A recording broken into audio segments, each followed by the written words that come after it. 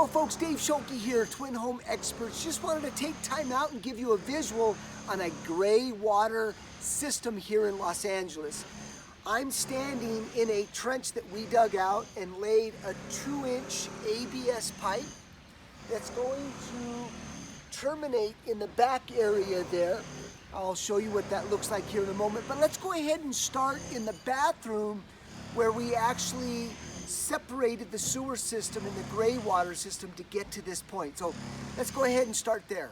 All right, folks, so what we've done here is we've dug down, what you're looking at right now is new tile, but what we've done is we've opened this area up. We've taken the sink and the tub. We've tied those two together, eliminating the toilet. The toilet is going to be ran separately directly to the sewer line.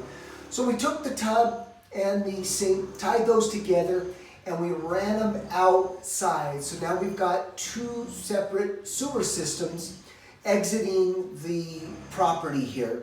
Let's go ahead and go outside of the property, and I'll show you how we separated that and some of the important parts of the system that need to be installed in order for this system to pass city inspection.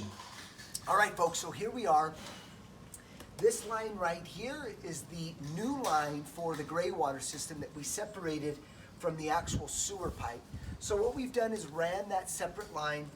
We've installed the bypass valve, and what this does is it allows us to divert the water to gray water, which is going to continue this way, or if we don't want to utilize the gray water, it gives us the ability to transfer the water back into the sewer line.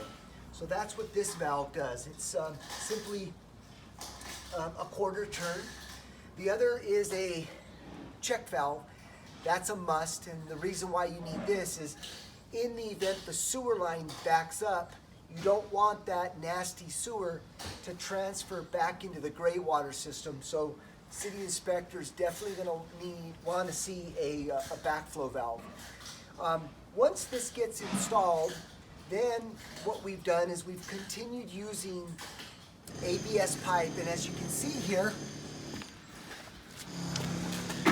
we've had to label this gray water system as a non-potable water. That's a requirement from the city. Let's go ahead now and I'll take you down further on where it terminates to give you a better idea how it's leaching into the soil. All right, folks, so here we are at the end of the gray water system. As you can see, it's all labeled out.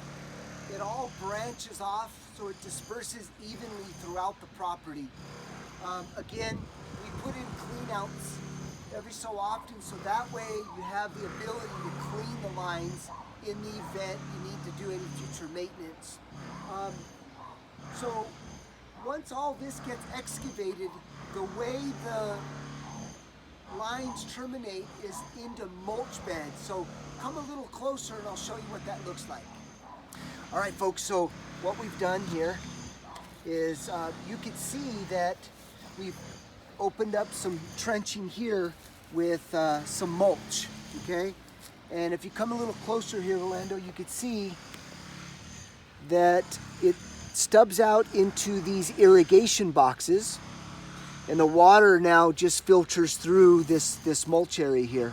So it's a pretty simple, real simple method. I think the most challenging part really is going in the home, having to excavate flooring, do all the separation, as well as going to the city and having to deal with all of the drawings and the inspection process. It wasn't that easy, but it can be done if you follow the protocol and do the right things. Well, folks, hopefully this helped give you some insight on a gray water system here in Los Angeles. As always, thanks for watching.